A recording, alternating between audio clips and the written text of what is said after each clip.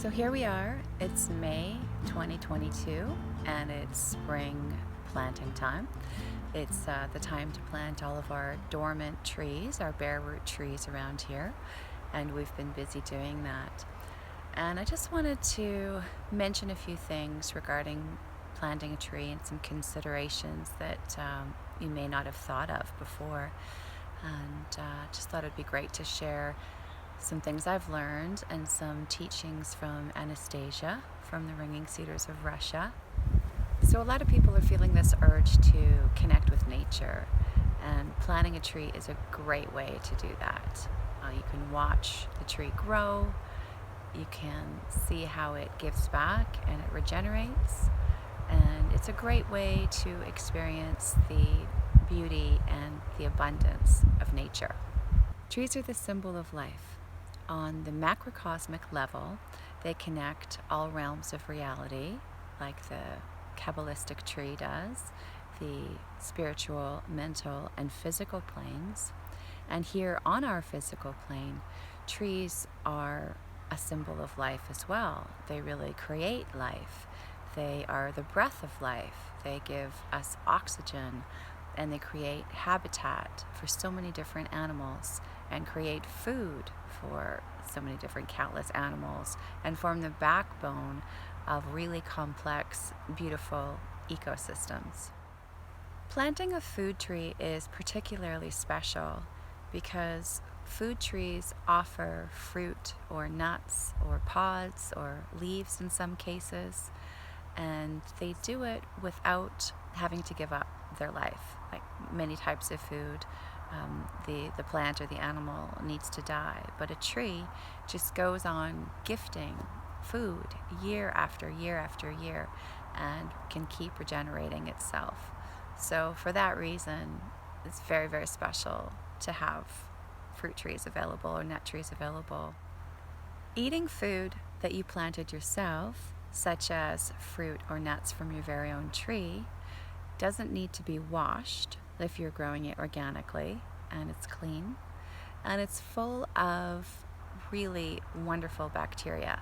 You've probably heard of probiotics and prebiotics, how they're all the rage and they help to keep our digestive system very healthy. Well, biotics you get, they're vital biotics you get from living food. It's teeming with this bacteria that promotes life. I believe the medical medium calls it elevated biotics. And eating this really is what you need to boost your immunity. And there's a direct correlation between our guts and our brains. So eating it really affects your mental state in a positive way as well.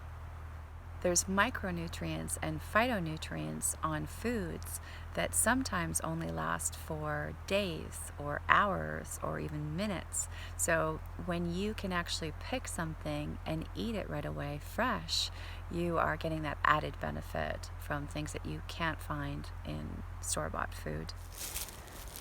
So something that I like to do, and Anastasia talks about this as well, is planting by the moon, or using the biodynamic calendar as a guide when you're planting. And you may have heard of Rudolf Steiner. He's a really incredible spiritual and scientific researcher and teacher. And he was asked by a group of farmers in Austria, I believe, to have help planting and improving their farms so they're in harmony with nature. So Rudolf Steiner came up with the biodynamic farming method, and one component of that is planting by the cycles of the moon. And of course we all know the moon has a very intense effect on water bodies, with raising tides every month and lowering tides. Well, the moon and the celestial bodies and the zodiacs all have an effect on vegetation too, on growth, on everything that happens on our planet. So as the moon passes through the different zodiacs, the zodiacs represent different things such as fire, water, air, and earth. And all of these qualities that they hold have different effects and different affinities for different types of plants. So if you are planting a tree which has fruits or nuts as its product, it benefits most if you actually plant it on a day that's a fire day. So these biodynamic calendars work according to where you live, and they're a fantastic guide. And I do see a difference when you're actually following them. The plants and trees can benefit greatly. So your tree will be a living, sentient entity. It reacts to its environment, it takes in information, and it responds appropriately. And if it couldn't do those things, then it wouldn't be able to adapt and survive. You may have heard of Cleve Baxter before. He was the researcher who developed the lie detector test, and he learned that trees and vegetation, plants, they actually will show a physiological response to our intentions, whether good or bad. And this is why he stopped doing experiments that involved cutting and burning the trees. Trees actually communicate with neighboring trees through the underground mycelium network. And that's the underground portion of mushrooms and fungus. And it can actually act as this pathway, just sending out, it's like neurons, looks similar to a brain. And the trees can send nutrients to each other, they can send water to each other, they can raise young trees this way. Mother trees can look after their young trees, make sure that they're cared for. And if a tree becomes injured, neighboring trees will even often send it nutrients and look after it in an effort to help it heal.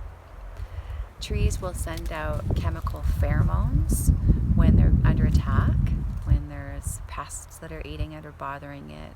They can send out scent signals to predatory insects to invite them to come and eat bugs that are bothering them. And they can even emit toxins in their leaves when they start to be chomped on. So they can become unpalatable for whatever is trying to eat them. One book I read a number of years ago stated that trees are like a living map. So their branches actually point in the direction of all the different trees around them.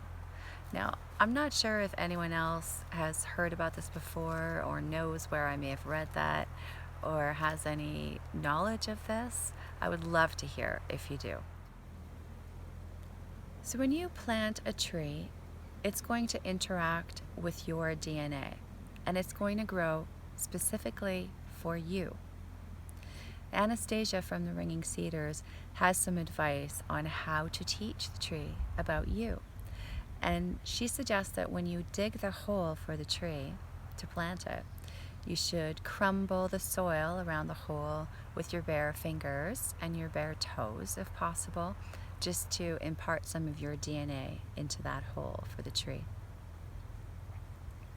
She also says that you should walk around periodically, barefoot around the tree, and also rinsing your feet is a very important thing to do, because our feet contain the toxins in our body. That's where we expel most of them, or many of them, is through our feet.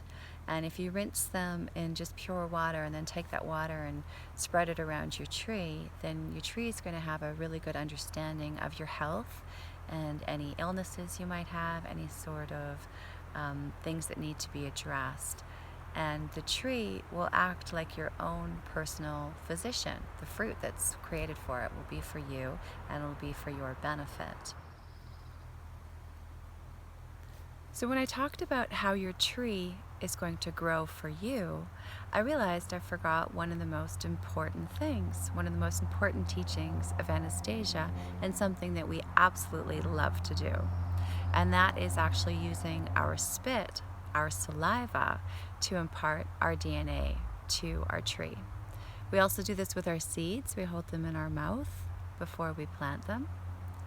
And this is okay to do because they're all organic and not coated with any pesticides. So for your tree, after you finish crumbling the soil with your hands and your toes if possible, and when you're planting your tree, you want to spit in there and perhaps say some kind words to it, talk to your tree, encourage it. So you want to communicate with your tree periodically. And Anastasia says it's really good to do this, especially on a full moon. Anastasia says that if you eat your own food that you create this way, your mind will become clearer, you will become much healthier, you can ward off disease before it affects you, and really slow the aging process. And interestingly, everybody's fruit or vegetables or anything they do grow this way grows slightly differently and looks different, has different shapes and sizes, specifically for the person who it's growing for. So when you plant your tree, you want to leave some of your weeds in place too.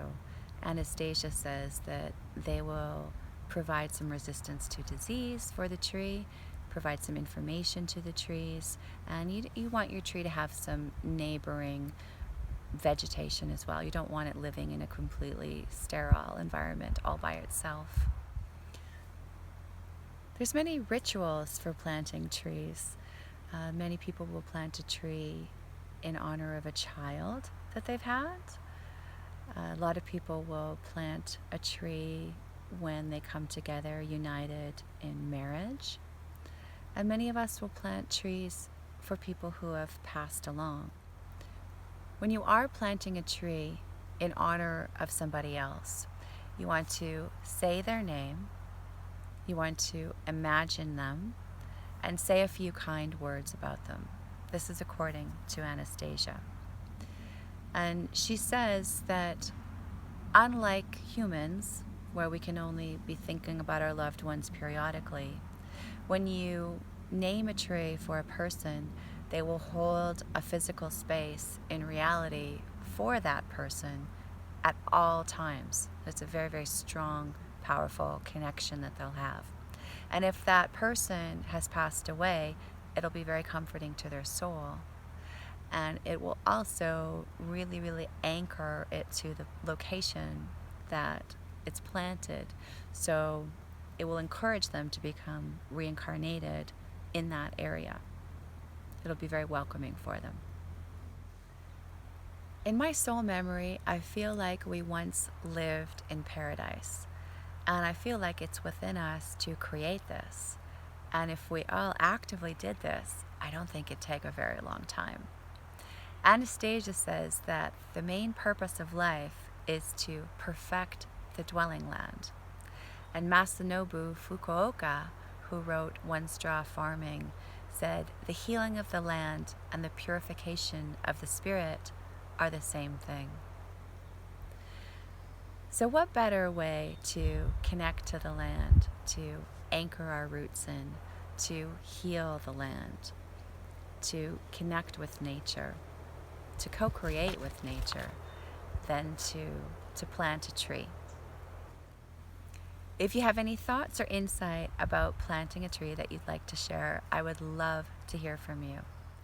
Thank you for spending time with me today. I'm Tamara at Earth Friendly Farms, and remember, you are loved, you are love, and you are a powerful creator. Have a beautiful day.